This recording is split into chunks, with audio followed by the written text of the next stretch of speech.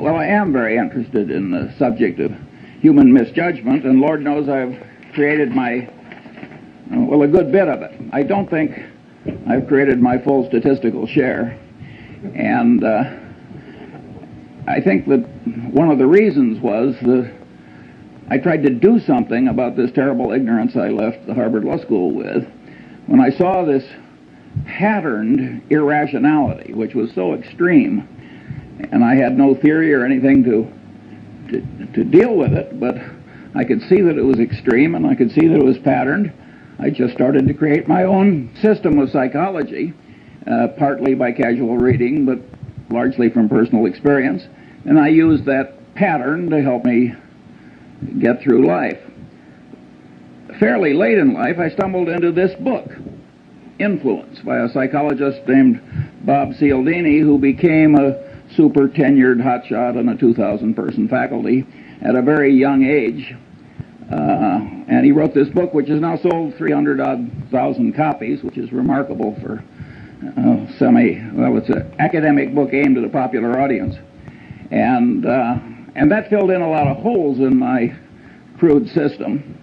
And when those holes had filled in, I thought I had a system that was a good working tool, and I'd like to share that one with you. And I came here because behavioral economics, how could economics not be behavioral? If it isn't behavioral, what the hell is it? I think it's fairly clear that all reality has to respect all other reality. If you come to inconsistencies, they have to be resolved. And so the idea of, if there's anything valid in psychology, economics has to recognize it, and vice versa. So I think the people that are working on this fringe between economics and psychology are absolutely right to be there, and I think there's been plenty wrong over the years. Well, let me romp through as much of this list as I have time to get through. 24 standard causes of human misjudgment.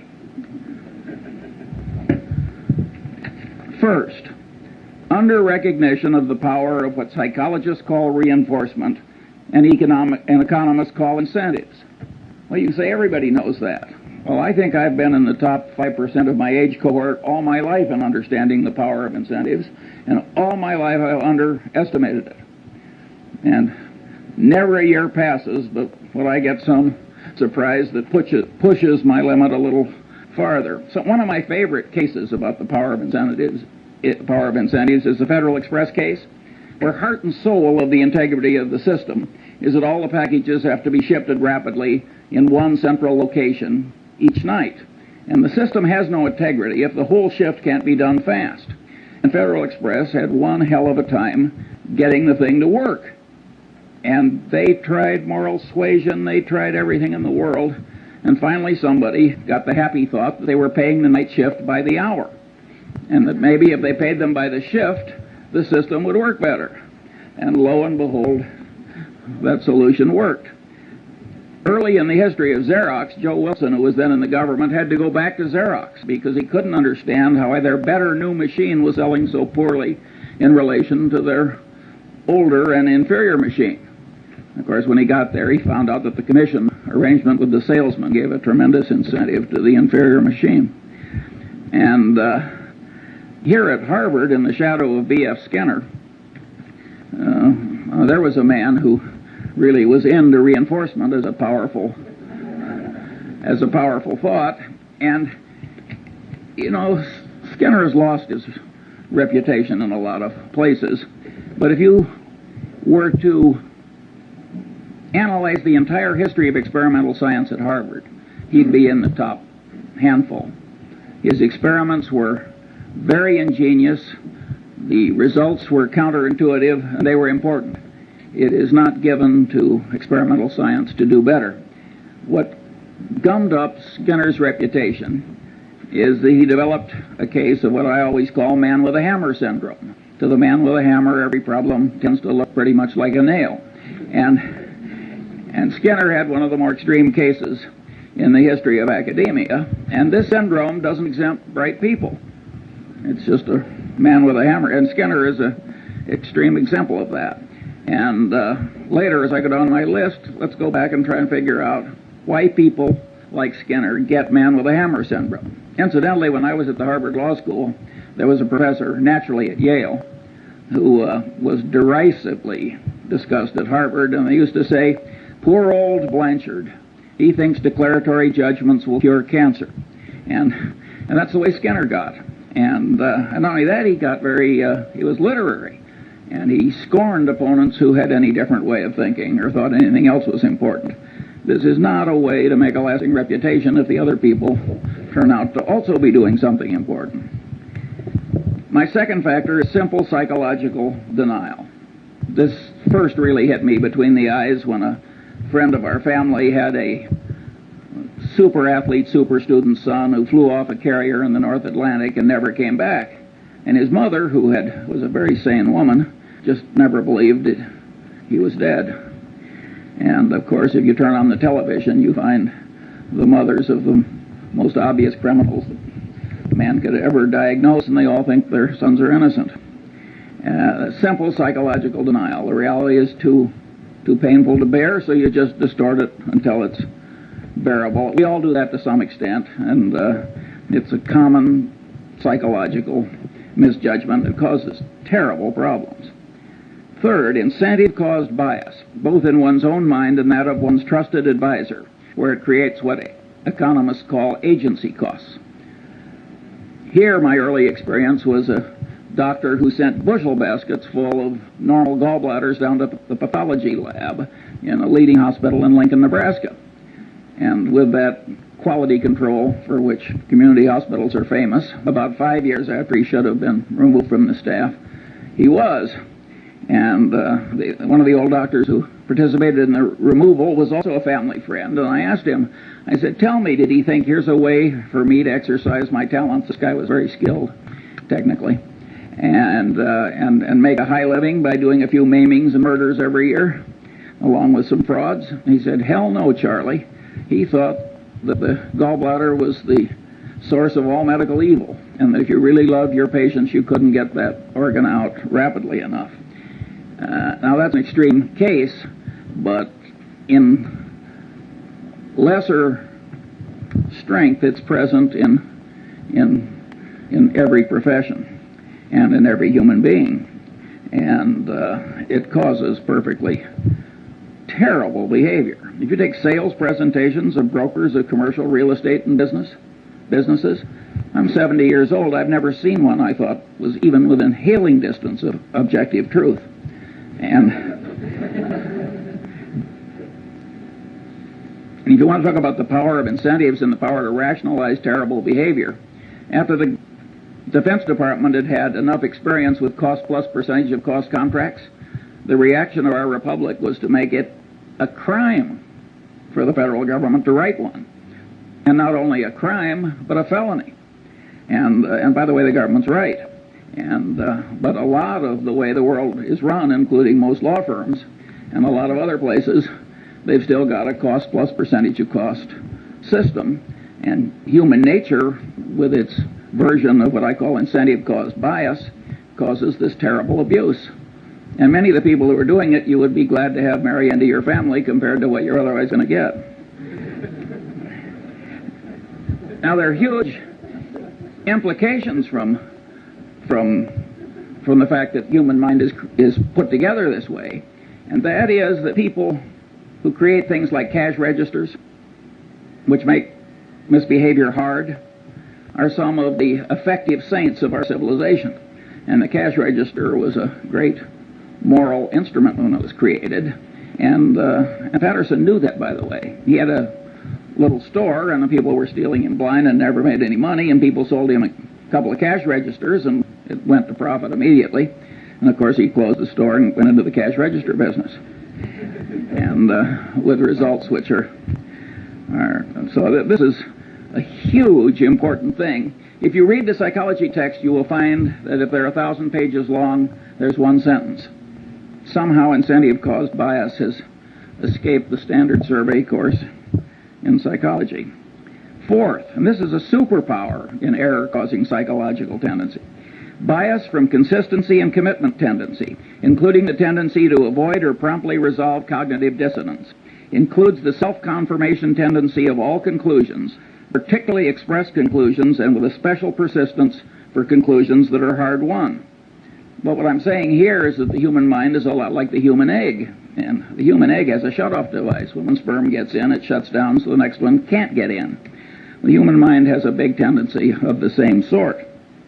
And here again, it doesn't just catch ordinary mortals, it catches the deans of physics. According to Max Planck, the really innovative, important new physics was never really accepted by the old guard. Instead, a new guard came along that was less brain-blocked by its previous conclusions. And if Max Planck's crowd had this consistency and commitment tendency that kept their old conclusions intact in spite of disconfirming evidence, you can imagine what the crowd that you and I are part of behaves like. And of course, if you make a public disclosure of your conclusion, you're pounding it in to your own head. Many of these students that are screaming at us, they aren't convincing us, but they're forming mental chains for themselves, because what they're shouting out, they're pounding in. And I think educational institutions that create a climate where too much of that goes on are, in a fundamental sense, they're irresponsible institutions. It's very important to not put your brain in chains too young by what you shout out. And all these things like painful qualifying and initiation rituals, and all those things pound in your commitments and your ideas. And the Chinese brainwashing system, which was for war prisoners, which was way better than anybody else's, they maneuvered people into making tiny little commitments and declarations, and then they'd slowly build. That worked way better than torture. Sixth, bias from Pavlovian association, misconstruing past correlation as a reliable basis for decision making. I never took a course in psychology or economics either, for that matter, but I did learn about Pavlov in high school biology, and the way they taught it, so the dog salivated when the bell rang. So what? Nobody made the least effort to tie that to the wide world. Well, the truth of the matter is that Pavlovian association is an enormously powerful psychological force in the daily life of all of us. And indeed, in economics, we wouldn't have money without the role of so-called secondary reinforcement, which is a pure psychological phenomenon demonstrated in the laboratory. Practically, I'd say 3/4 of advertising works on pure Pavlov. I mean, think how pure association works. Take Coca-Cola Company, where we're the biggest shareholder. They want to be associated with every wonderful image. Heroics in the Olympics, wonderful music, you name it. They don't want to be associated with presidents' funerals and so forth. When have you seen a Coca-Cola ad? And the association really works. And all these psychological tendencies work largely or entirely on a subconscious level, which makes them very insidious. Then you've got Persian messenger syndrome. The Persians really did kill the messenger who brought the bad news. You think that is dead?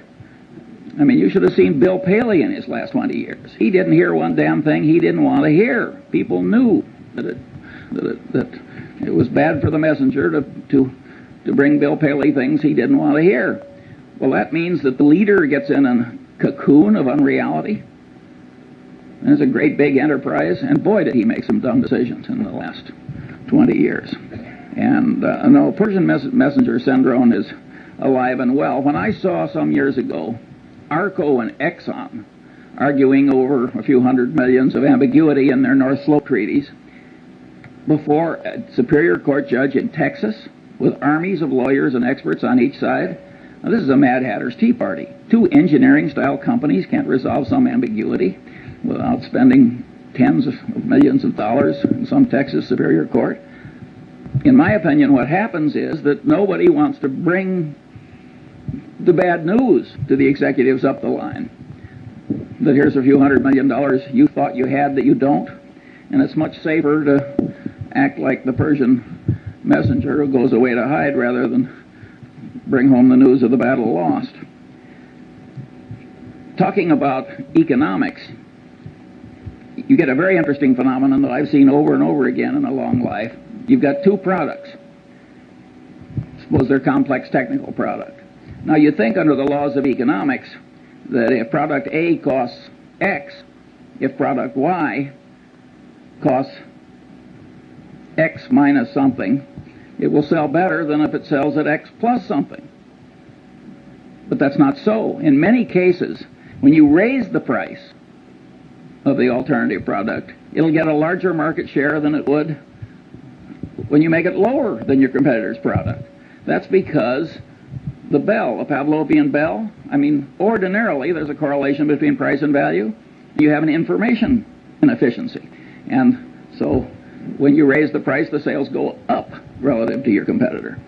That happens again and again and again. It's a pure Pavlovian phenomenon, and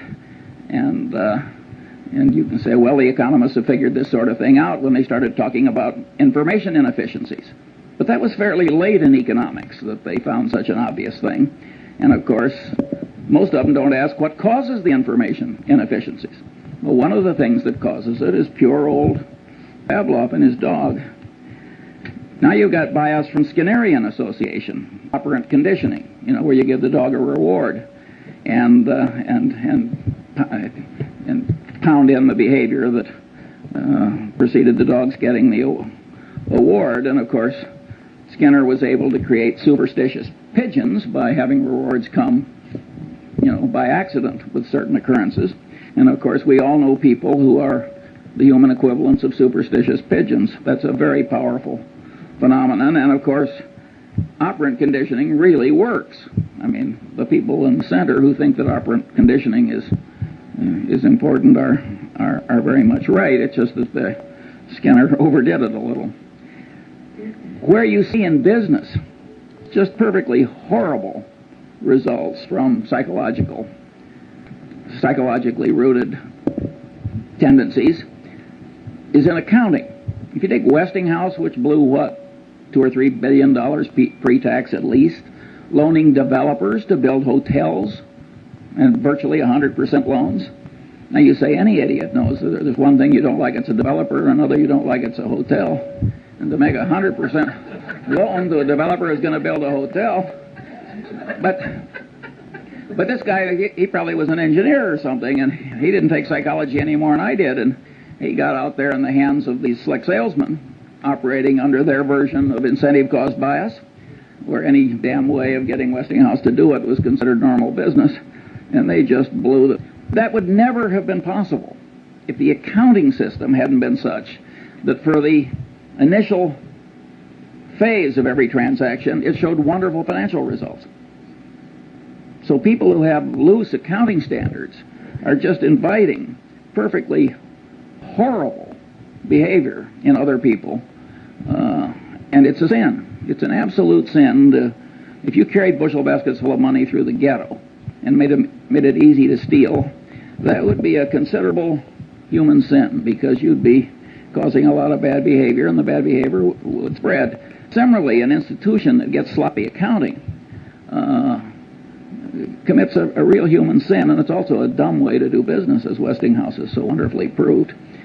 Oddly enough, nobody mentions, at least nobody I've seen, what happened with Joe Jett and Kidder Peabody. The truth of the matter is the accounting system was such that by punching a few buttons, the Joe Jetts of the world could show profits, and profits that showed up in things that resulted in rewards and esteem and every other thing that human being. Well, the Joe Jetts are always with us, and they're not really to blame, in my judgment at least. But that bastard who created that foolish accounting system, who, so far as I know, has not been flayed alive, ought to be. Seventh, bias from reciprocation tendency, including the tendency of one in a role to act as other persons expect. Well, here again, Cialdini does a magnificent job at this, and you're all going to be given a copy of Cialdini's book. And if you have half as much sense as I think you do, you will immediately order copies for all of your children and several of your friends. You will never make a better investment. It is so easy to be a patsy for what he calls the compliance practitioners of this life. And but at any rate, reciprocation tendency is a very, very powerful phenomenon, and Cialdini demonstrated this by running around a campus, and he asked people to take juvenile delinquents to the zoo. And it was a campus, and so 1 in 6 actually agreed to do it. And after he'd accumulated the statistical output, he went around on the same campus, and he asked other people, he said, gee, would you devote 2 afternoons a week to taking juvenile delinquents somewhere and suffering greatly yourself to help them? And there he got 100% of the people to say no. But after he made the first request, he backed off a little. He said, well, would you at least take them to the zoo 1 afternoon? He raised the compliance rate from 1/3 to 1/2. He got 3 times the success by just going through the little ask for a lot and back off. Now, if the human mind on a subconscious level can be manipulated that way, and you don't know it, well, I always use the phrase, you're like a one-legged man in an ass-kicking contest. You are really giving a lot of quarter to the external world that you can't afford to give.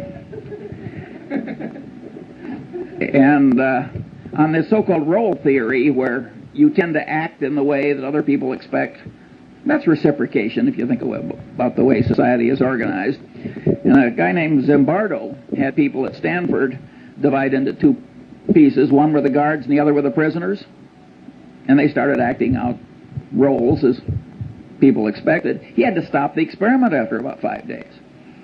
He was getting into human misery and breakdown and pathological behavior. I mean, it was awesome.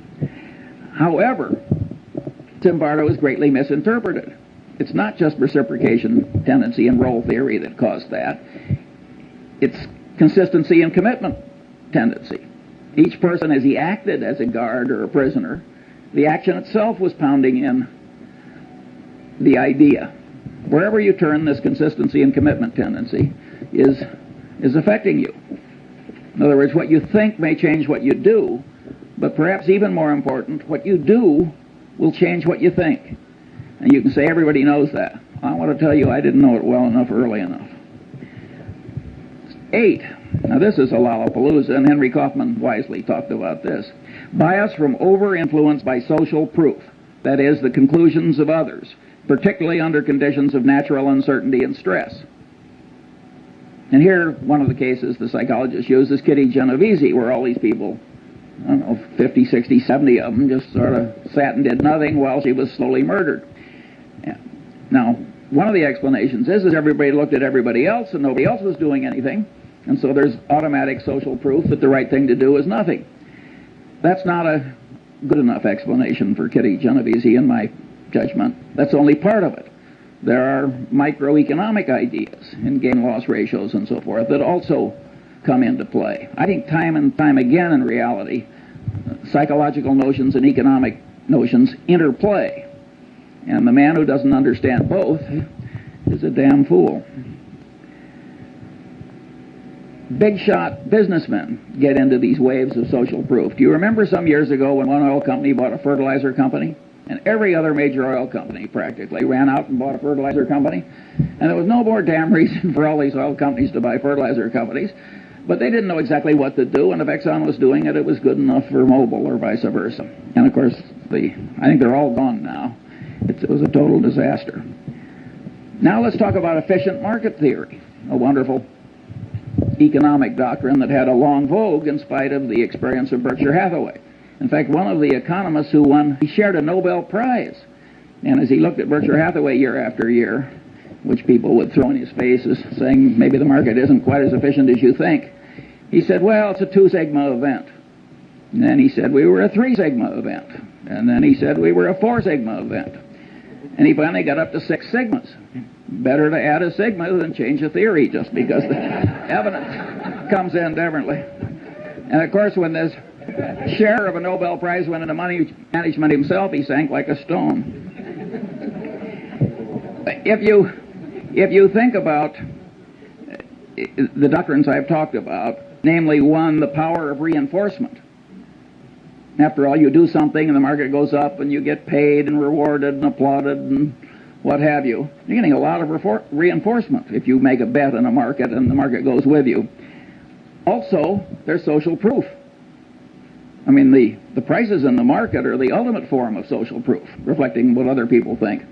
And so the combination is very powerful. Why would you expect general market levels to always be totally efficient, say even in 1973-4 at the pit, or in 1972 or whatever it was when the Nifty 50 were in their heyday? If these psychological notions are correct, you would expect some waves of irrationality, which carry general levels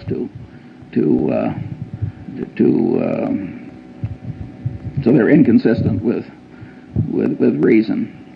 9. What made these economists love the efficient market theory is the math was so elegant. And after all, math was what they'd learned to do. The man with a hammer, every problem tends to look pretty much like a nail. The alternative truth was a little messy. And they'd forgotten the great economist Keynes, whom I think said, better to be roughly right than precisely wrong. 9. Bias from contrast cause distortions of sensation, perception, and cognition. Here the great experiment that Cialdini does in his class is he takes 3 buckets of water. One's hot, one's cold, and one's room temperature. He has the student stick his left hand in the hot water and his right hand in the cold water. Then he has them remove the hands and put them both in the room temperature bucket. And of course, with both hands in the same bucket of water, one seems hot and the other seems cold, because the sensation apparatus of man is over-influenced by contrast. It has no absolute scale. It's got a contrast scale in it. And it's a scale with quantum effects in it, too. It takes a certain percentage change before it's noticed. Maybe you've had a magician remove your watch. I certainly have, without your noticing it. It's the same thing. He's taking advantage of your contrast type troubles in your sensory apparatus.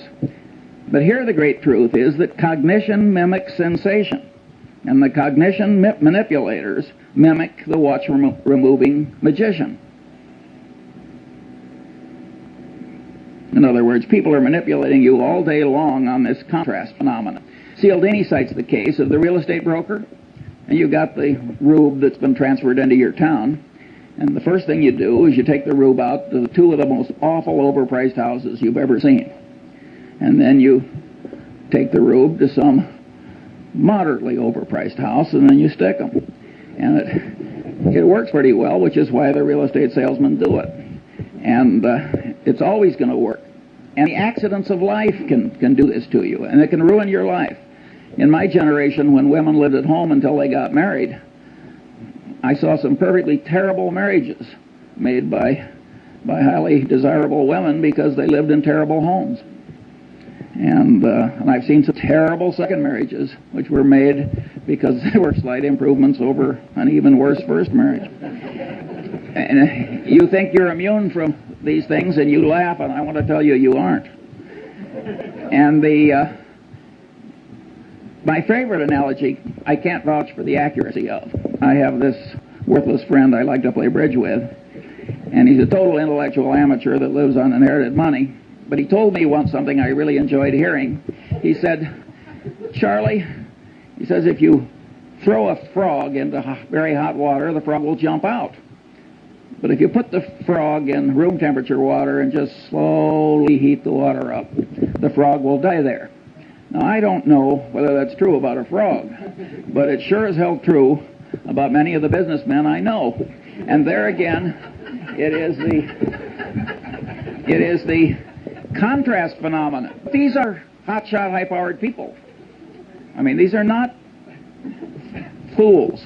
If it comes to you in small pieces, you're likely to miss. So you have to, if you're going to be a person of good judgment, you have to do something about this warp in your head where it's so misled by mere contrast. Bias from over-influence by authority. Well, here the Milgram experiment, as it's caused, I think there have been 1,600 psychological papers written about Milgram. And he had a person posing as an authority figure trick ordinary people into giving what they had every reason to expect was heavy torture by electric shock to perfectly innocent fellow citizens. And the experiment has been, he was trying to show that why Hitler succeeded and a few other things. So this really caught the fancy of the world. Partly it's so politically correct, and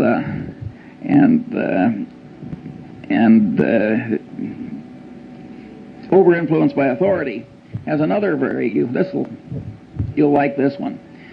You got a pilot and a co-pilot. The pilot is the authority figure. They don't do this in airplanes, but they've done it in simulators. They have the pilot do something where the co-pilot, who's been trained in simulators a long time, he knows he's not to allow the plane to crash. They have the pilot to do something where an idiot co-pilot would know the plane was going to crash, but the pilot's doing it and the co-pilot is sitting there and the pilot is the authority figure. 25% of the time the plane crashes. I mean, this is a very powerful psychological tendency. It's not quite as powerful as some people think, and I'll get to that later. 11. Bias from deprival superreaction syndrome, including bias caused by present or threatened scarcity, including threatened removal of something almost possessed but never possessed. Here I took the Munger dog. Lovely, harmless dog. The only way to get that dog to bite you was to try and take something out of its mouth after it was already there. And any of you who've tried to do takeaways in labor negotiations will know that the human version of that dog is there in all of us. And I had a predecessor on a little island where I have a house, and his next door neighbor put a little pine tree in that was about 3 feet high, and it turned his 180-degree view of the harbor into 179 3/4. Well, they had a blood feud like the Hatfields and McCoys, and it went on and on and on. And I mean, people are really crazy about minor decrements down. And then, if you act on them, you get into reciprocation tendency, because you don't just reciprocate affection, you reciprocate animosity, and the whole thing can escalate. And so, huge insanities can come from just subconsciously overweighing the importance of what you're losing or almost getting and not getting. And the extreme business case here was New Coke. Now, Coca-Cola has the most valuable trademark in the world. We're the major shareholder. I mean, I think we understand that trademark. Coke has armies of brilliant engineers, lawyers, psychologists, advertising executives, and so forth. And they had a trademark on a flavor, and they'd spent the better part of 100 years getting people to believe that trademark had all these intangible values too. And people associated it with a flavor. And so they were going to tell people not that it was improved, because you can't improve a flavor. A flavor is a matter of taste.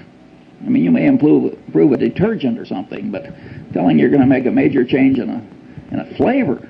I mean, so they got this huge deprival superreaction syndrome.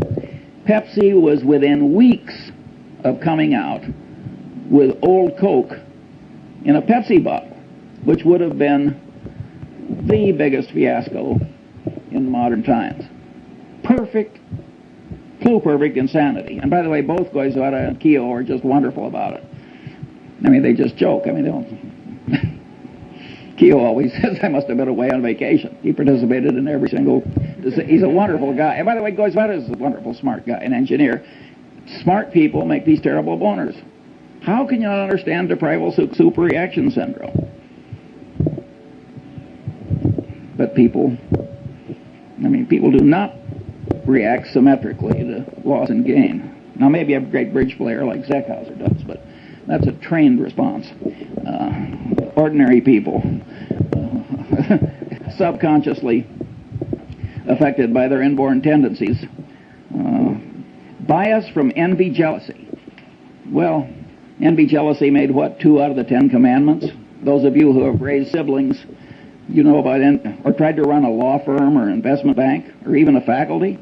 I've heard Warren say 6 times, it's not greed that drives the world, but envy. Here again, you go through the psychology survey courses, and you go to the index, envy, jealousy.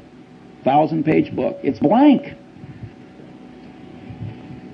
There's some blind spots in academia, but it's an enormously powerful thing, and it operates to a considerable extent on a subconscious level. And anybody who doesn't understand it is taking on defects he shouldn't have. Bias from chemical dependency. Well, we don't have to talk about that. We've all seen so much of it, but it's interesting how it always causes moral breakdown if there's any need, and it always involves massive denial.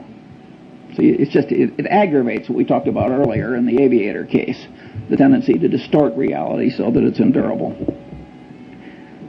Bias from misgambling compulsion. Well, here Skinner made the only explanation you'll find in the standard psychology survey course.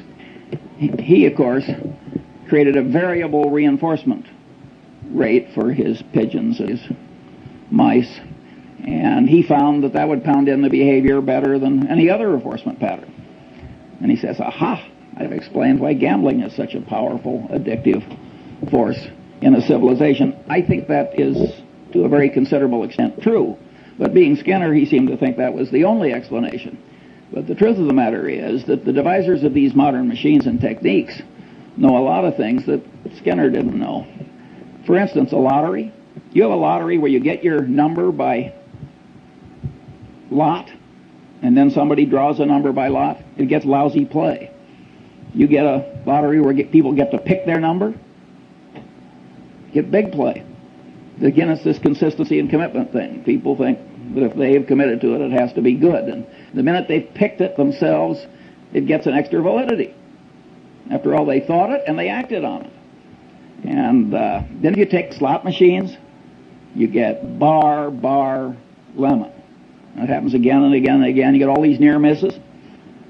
Well, that's deprival superreaction syndrome. And boy, do the people who create the machines understand human psychology. And if you got, for the high IQ crowd, they've got poker machines where you make choices. So you can play blackjack, so to speak, with the machine. It's wonderful what we've done with our computers to ruin a civilization. And but anyway, misgambling compulsion is a very, very powerful and important thing. Look at what's happening to our country. Every Indian reservation, every river town, and look at the people who are ruined by it with the aid of their stockbrokers and others. And again, if you look in the standard textbook of psychology, you'll find practically nothing on it except maybe one sentence talking about Skinner's rats. That is not an adequate coverage of the subject. Bias from liking distortion, including the tendency to especially like oneself, one's own kind, and one's own idea structures, and the tendency to be especially susceptible to being misled by someone liked. Disliking distortion, bias from that. The reciprocal of liking distortion, and the tendency not to learn appropriately from someone disliked. Well, here again we've got hugely powerful tendencies, and if you look at the wars in part of the Harvard Law School, as we sit here, you can see that very brilliant people get into this almost pathological behavior. And these are very, very powerful, basic, subconscious psychological tendencies, or at least partly subconscious. Now let's get back to B.F. Skinner, man with a hammer syndrome revisited. Why is man with the hammer syndrome always present? Well, if you stop to think about it, it's incentive-caused bias. His professional reputation is all tied up with what he knows. He likes himself and he likes his own ideas, and he's expressed them to other people. Consistency and commitment tendency. I mean, you got 4 or 5 of these elementary psychological tendencies combining to create this man with a hammer syndrome. And once you realize that you can't really buy your thinking done, partly you can, but largely you can't in this world, you have learned a lesson that's very useful in life. George Bernard Shaw said, and had a character say in The Doctor's Dilemma, in the last analysis, every profession is a conspiracy against the laity. But he didn't have it quite right, because it isn't so much conspiracy as it is a subconscious psychological tendency. The guy tells you what is good for him. He doesn't recognize that he's doing anything wrong any more than that doctor did when he was pulling out all those normal gallbladders. And he believes that his own idea structures will cure cancer. And he believes that the demons that he's the guardian against are the biggest demons and the most important ones. And in fact, they may be very small demons compared to the demons that you face. So you're getting your advice in this world from your paid advisor with this huge load of ghastly bias. And woe to you. There are only two ways to handle it. You can hire your advisor and then just apply a windage factor, like I used to do when I was a rifle shooter. I just adjust for so many miles an hour of wind. Or you can learn the basic elements of your advisor's trade. You don't have to learn very much, by the way, because you learn just a little, and then you can make him explain why he's right. And those two tendencies will take part of the warp out of the thinking you've tried to hire done. By and large, it works terribly. I have never seen a management consultant's report in my long life that didn't end with the following paragraph: what this situation really needs is more management consulting. Never once. I always turn to the last page. Of course, Berkshire Hathaway doesn't hire them, so I only do this on sort of a voyeuristic basis. Sometimes I'm in a non-profit where some idiot hires one.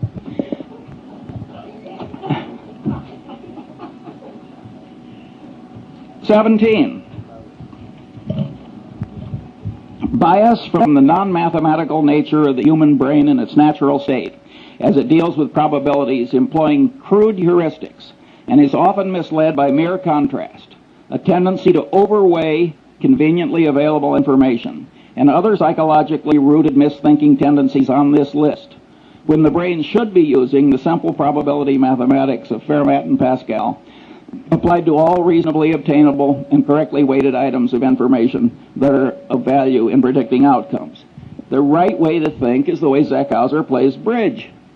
It's just that simple. And your brain doesn't naturally know how to think the way Zeckhauser knows how to play bridge.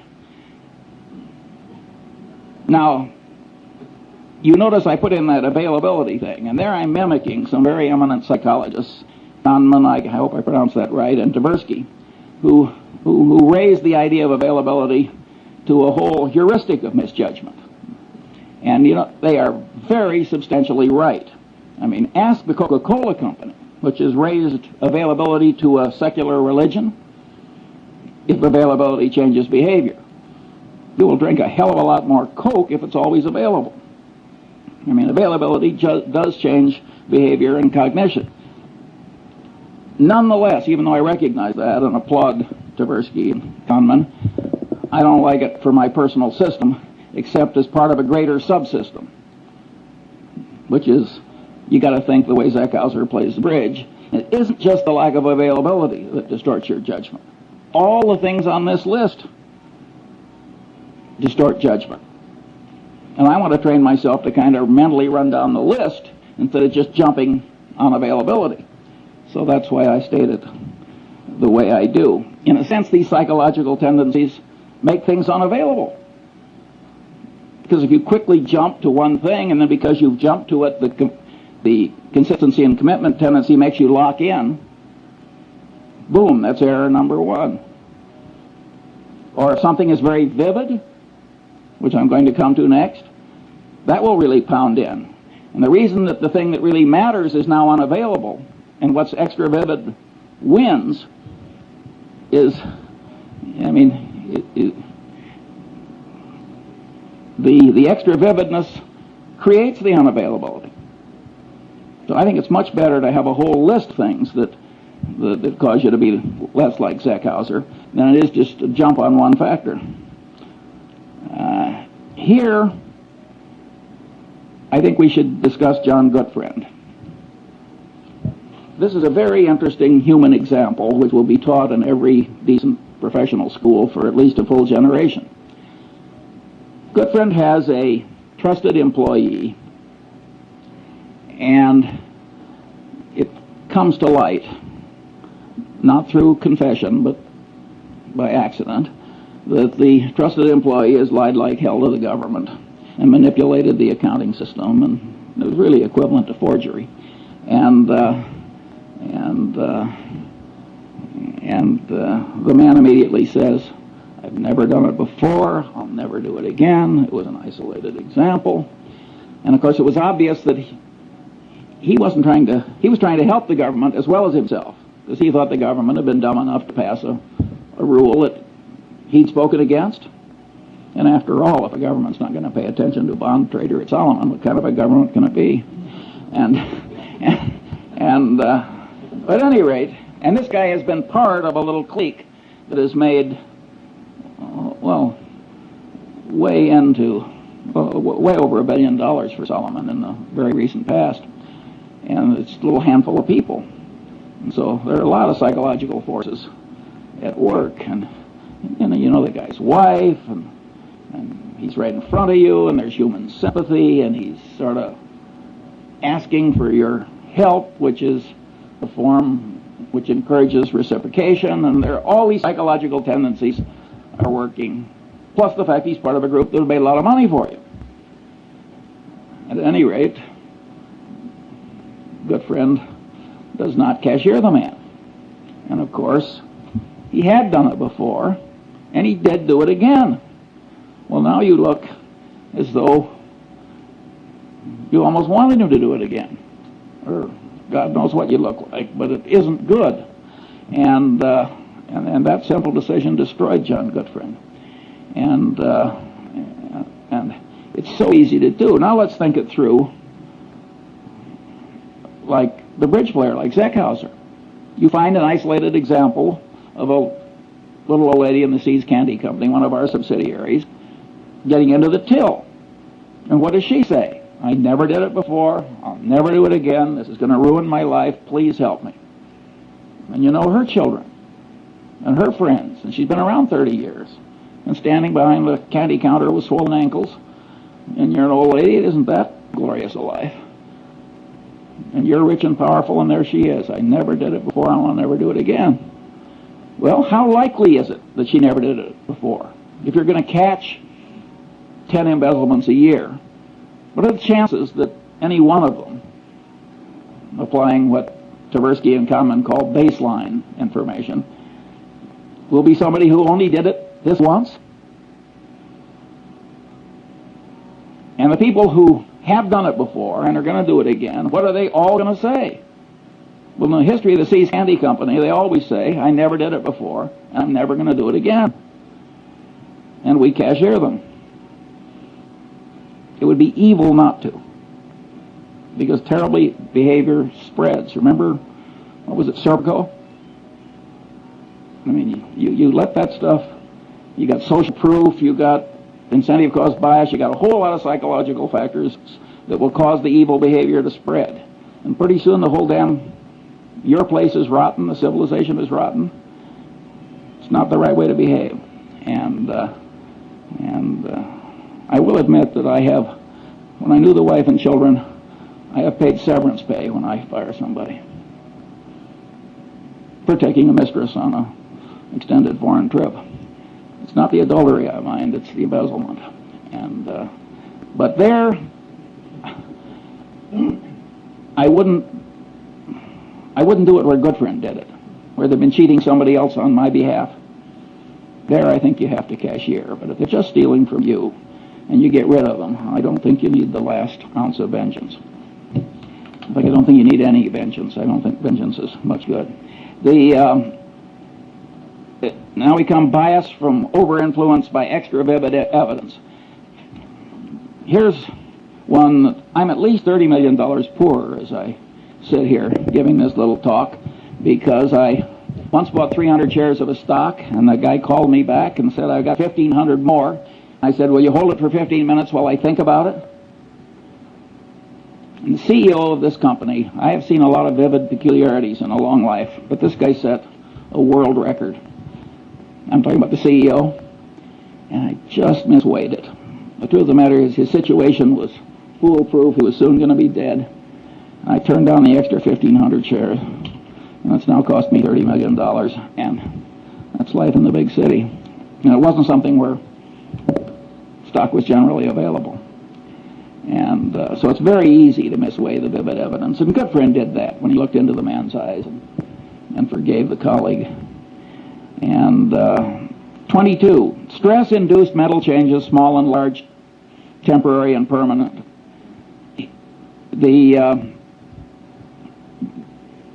I've skipped one. Mental confusion caused by information not arrayed in the mind in theory structures, creating sound generalizations developed in response to the question why. Also misinfluence from information that apparently but not really answers the question why. Also failure to obtain deserved influence caused by not properly explaining why.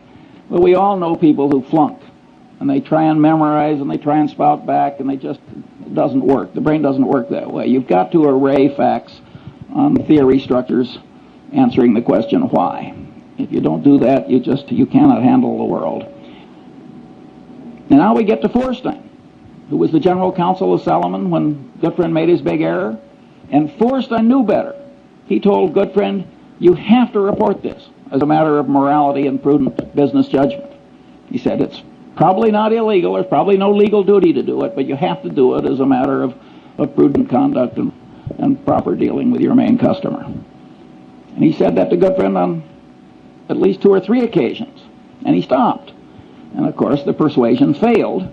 And when Goodfriend went down, Feuerstein went with him. And it ruined a considerable part of Feuerstein's life. Well, Feuerstein was a member of the Harvard Law Review who made an elementary psychological mistake. You want to persuade somebody, you really tell them why. And what have we learned in lesson 1? Incentives really matter. He should have told, and vivid evidence really works. He should have told Goodfriend, you are likely to ruin your life and disgrace your family and lose your money. And is Mosier worth this? I know both men, that would have worked. So Feuerstein flunked elementary psychology, this very sophisticated, brilliant lawyer. Well, don't you do that. It's not very hard to do, just to remember that why is terribly important. Other normal limitations of sensation, memory, cognition, and knowledge, well, I don't have time for that. Stress-induced mental changes. Here my favorite example is the great Pavlov. And he had all these dogs in cages which had all been conditioned into changed behaviors. And the great Leningrad flood came and just went right up, and the dog's in a cage. And the dog had as much stress as you can imagine a dog ever having. And the water receded in time to save some of the dogs, and Pavlov noted that they'd had a total reversal of their conditioned personality. Well, being the great scientist he was, he spent the rest of his life giving nervous breakdowns to dogs. And he learned a hell of a lot that I regard as very interesting. I have never known any Freudian analyst who knew anything about the last work of Pavlov, and I've never met a lawyer who understood that what Pavlov found out with those dogs had anything to do with programming and deprogramming and cults and so forth. I mean, the amount of elementary psychological ignorance is out there in high levels is very substantial. Then we've got other common mental illnesses and declines, temporary and permanent, including the tendency to lose ability through disuse. And then I've got mental and organizational confusion from say-something syndrome. And here my favorite thing is the bee, the honeybee. And the honeybee goes out and finds the nectar, and he comes back and he does a dance that communicates to the other bees where the nectar is, and they go out and get it. Well, some scientist who was clever, like B.F. Skinner, decided to do an experiment. He put the nectar straight up, way up. Well, in a natural setting, there is no nectar way the hell straight up. And the poor honeybee doesn't have a genetic program that is adequate to handle what he now has to communicate. And you'd think the honeybee would come back to the hive and slink into a corner. But he doesn't. He comes into the hive and does this incoherent dance. And all my life I've been dealing with the human equivalent of that honeybee. and it's a very important part of human organization to set things up so the noise and the reciprocation and so forth of all these people who have what I call say-something syndrome don't really affect the decisions. Now, the time has come to ask 2 or 3 questions. This is the most important question in this whole talk. What happens when these standard psychological tendencies combine? What happens when the situation or the artful manipulation of man causes several of these tendencies to operate on a person toward the same end at the same time? The clear answer is the combination greatly increases power to change behavior compared to the power of merely one tendency acting alone. Examples are Tupperware parties. Tupperware has now made billions of dollars out of a few manipulative psychological tricks.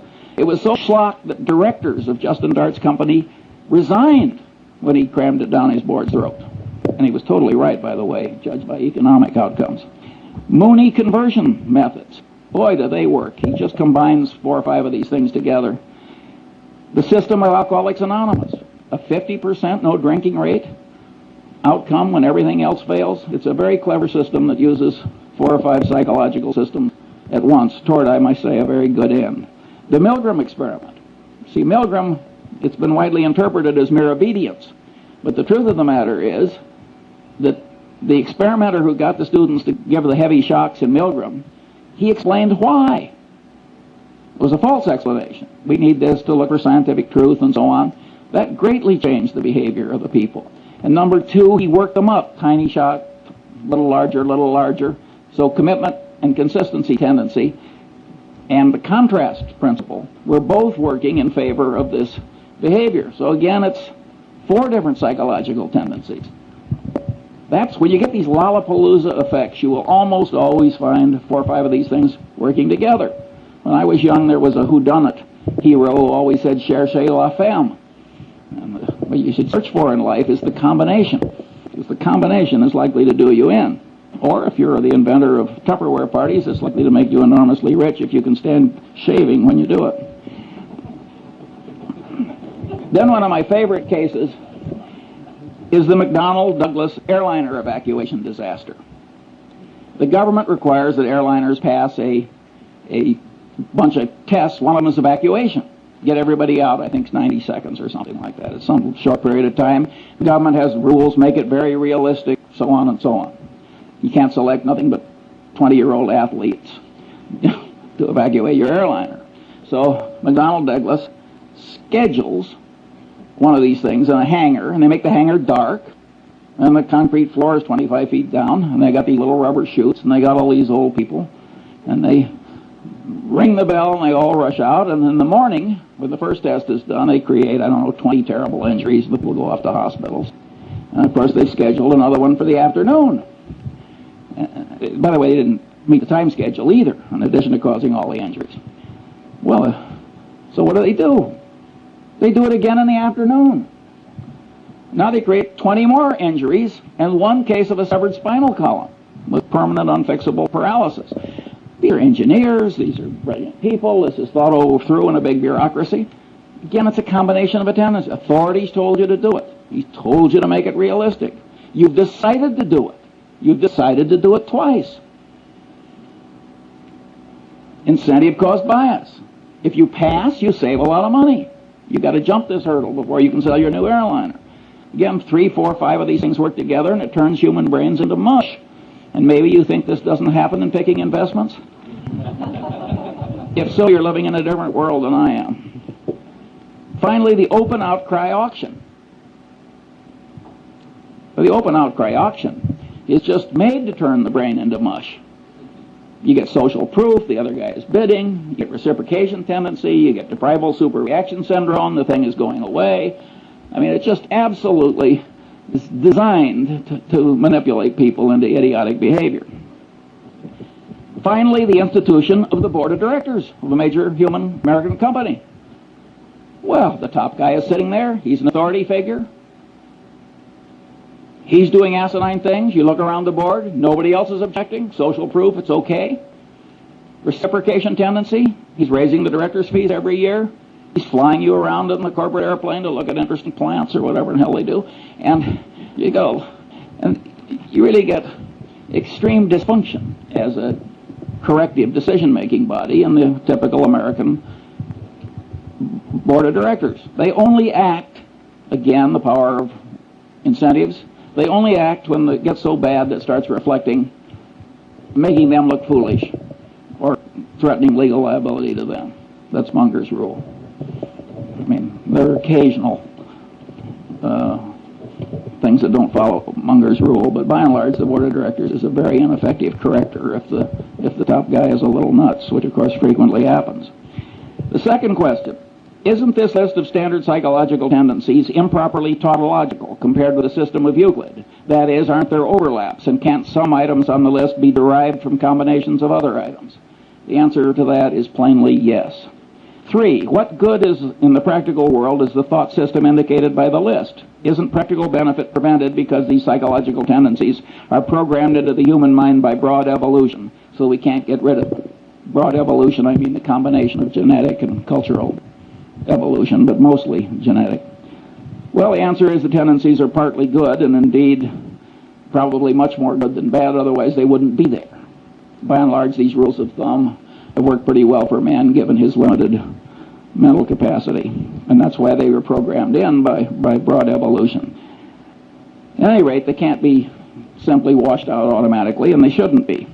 Nonetheless, the psychological thought system described is very useful in spreading wisdom and good conduct when one understands it and uses it constructively. Here are some examples.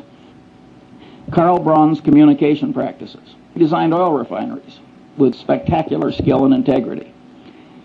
He had a very simple rule. Remember I said why is important? You got fired in the Braun Company. You had to have 5 W's. You had to tell who what you wanted to do, where and when, and you had to tell him why. And if you wrote a communication and left out the why, you got fired. Because Braun knew it's complicated building an oil refinery. And it can blow up, all kinds of things happen. And he knew that his communication system worked better if you always told him why. That's a simple discipline, and boy does it work. 2, the use of simulators in pilot training. Here again, abilities attenuate with disuse. Well, the simulator is God's gift because you can keep them fresh. The system of Alcoholics Anonymous. That's certainly a constructive use of somebody understanding psychological tendencies. I think they just blundered into it, as a matter of fact. So you can regard it as kind of an evolutionary outcome. But just because they blundered into it doesn't mean you can't invent its equivalent when you need it for a good purpose. Clinical training in medical schools. Here's a profoundly correct way of understanding psychology. The standard practice is watch one, do one, teach one. Boy, does that pound in what you want pounded in. Again, the consistency and commitment tendency. And that is a profoundly correct way to teach clinical medicine. The rules of the U.S. Constitutional Convention.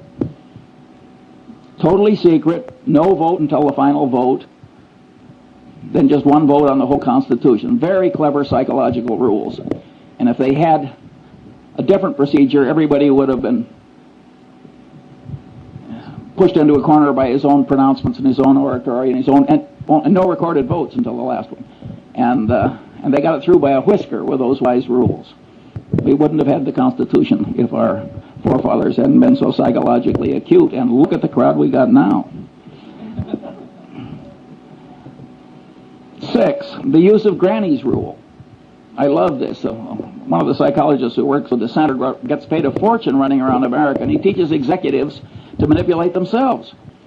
Now, Granny's rule is you don't get the ice cream unless you eat your carrots.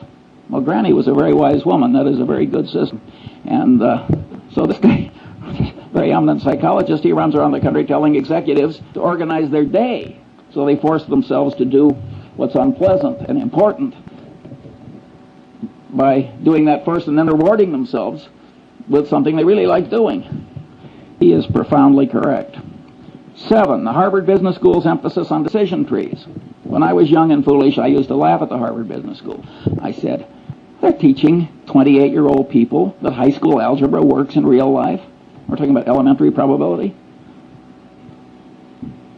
But later I wised up and I realized that it was very important that they do that, and better late than never. 8, the use of postmortems at Johnson & Johnson. At most corporations, if you make an acquisition and it works out to be a disaster, all the paperwork and presentations that caused the dumb acquisition to be made are quickly forgotten. You got denial, you got everything in the world. You got Pavlovian association tendency. Nobody wants to even be associated with the damn thing or even mention it. Johnson & Johnson, they make everybody revisit their old acquisitions and wade through the presentations. That is a very smart thing to do. And by the way, I do the same thing routinely. 9, the great example of Charles Darwin is he avoided confirmation bias. Darwin probably changed my life because I'm a biography nut. And when I found out the way he always paid extra attention to the disconfirming evidence and all these little psychological tricks, I also found out that he wasn't very smart by the standards, the ordinary standards of human acuity. Yet there he is, buried in Westminster Abbey. That's not where I'm going, I'll tell you. And I said, my God, here's a guy that, by all objective evidence, is not nearly as smart as I am, and he's in Westminster Abbey. He must have tricks I should learn. And I started wearing little hair shirts like Darwin to try and train myself out of these subconscious psychological tendencies that cause so many errors. It didn't work perfectly, as you can tell from listening to this talk, but it would have been even worse if I hadn't done what I did. And you can know these psychological tendencies and avoid being the patsy of all the people that are trying to manipulate you to your disadvantage, like Sam Walton. Sam Walton will let a purchasing agent take a handkerchief from a salesman. He knows how powerful the subconscious reciprocation tendency is. That is a profoundly correct way for Sam Walton to behave. Then there's the Warren Buffett rule for open outcry auctions. Don't go. We don't go to the closed bid auctions, too, because that's a counterproductive way to do things ordinarily for a different reason, which Zeckhauser would understand. 4, what special knowledge problems lie buried in the thought system indicated by the list? Well, one is paradox. Now we're talking about a type of human wisdom that the more people learn about it, the more attenuated the wisdom gets. That's an intrinsically paradoxical kind of wisdom. But we have paradox in mathematics, and we don't give up mathematics. I say, damn the paradox. This stuff is wonderfully useful. And by the way, the granny's rule, when you apply it to yourself, is sort of a paradox in a paradox. The manipulation still works even though you know you're doing it. And I've seen that done by one person to another. I drew this beautiful woman as my dinner partner a few years ago, and I'd never seen her before, although she's married to a prominent Angelino, and she sat down next to me and she turned her beautiful face up and she said, Charlie, she said, what one word accounts for your remarkable success in life? Now, I knew I was being manipulated and that she'd done this before, and I just loved it. I never see this woman without a little lift in my spirits. And by the way, I told her I was rational.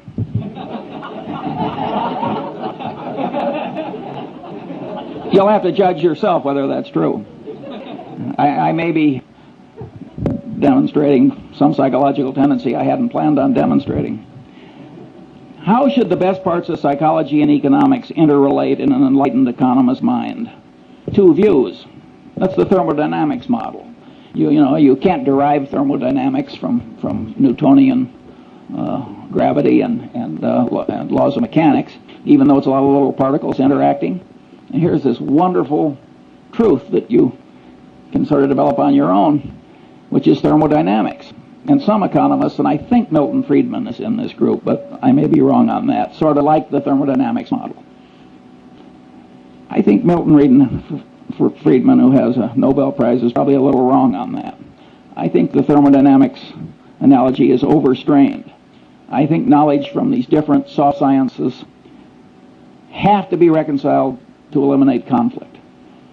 After all, there's nothing in thermodynamics that's inconsistent with Newtonian mechanics and gravity. And I think that some of these economic theories are not totally consistent with other knowledge, and they have to be bent, and I think that these behavioral economists are probably the ones that are bending them in a correct direction. Now, my prediction is when the economists take a little psychology into account, that the reconciliation will be quite endurable. And here my model is the precession of the equinoxes. The world would be simpler for a long-term climatologist if the angle of the axis of the Earth's rotation compared to the plane of the ecliptic were absolutely fixed. But it isn't fixed. Over every 40,000 years or so, there's this little wobble, and that has pronounced long-term effects.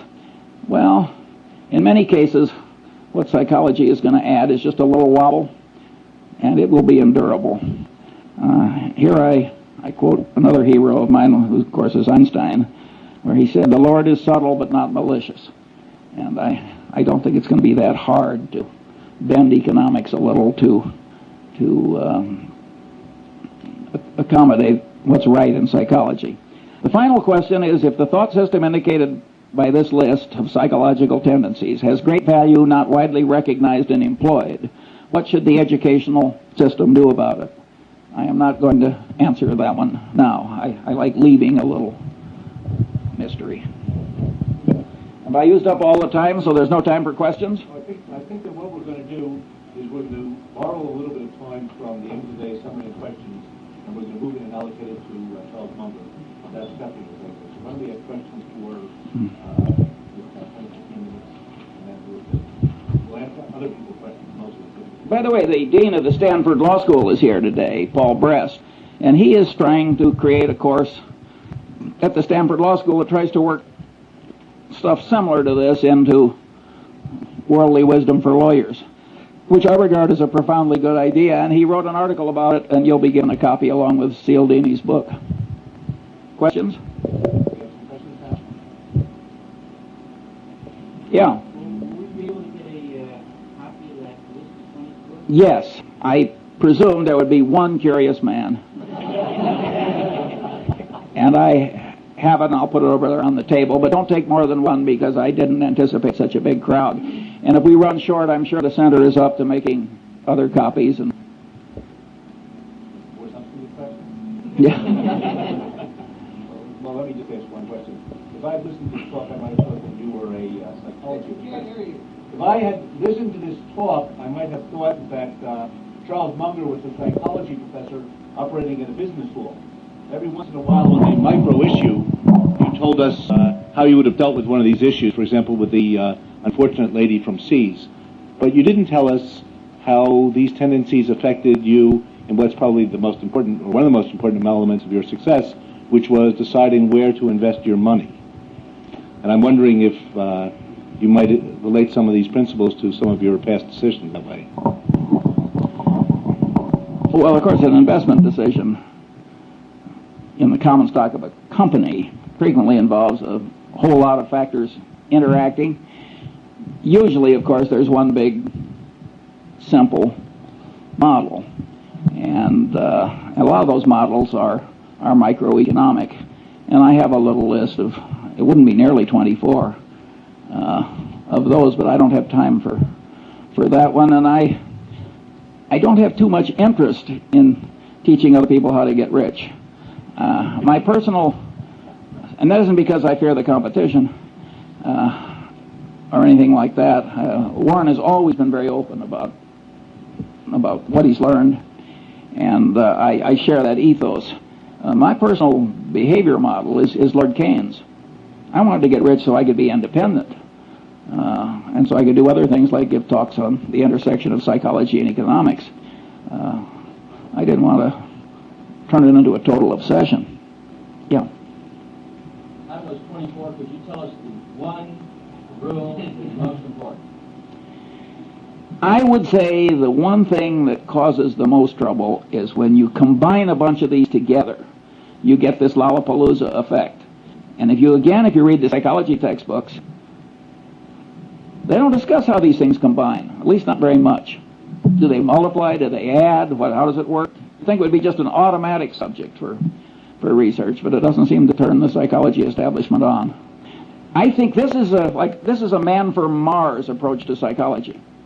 I just reached in and took what I thought I had to have.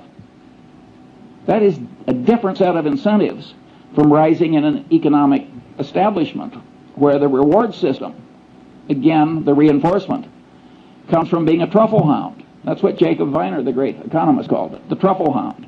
An animal so bred and trained for one narrow purpose that he wasn't much good at anything else. And that is the reward system in a lot of academic departments. It is not necessarily for the good. It may be fine if you want new drugs or something. You want people stunted in a lot of different directions so they can grow in one narrow direction. But I don't think it's good teaching psychology to the masses. In fact, I think it's terrible.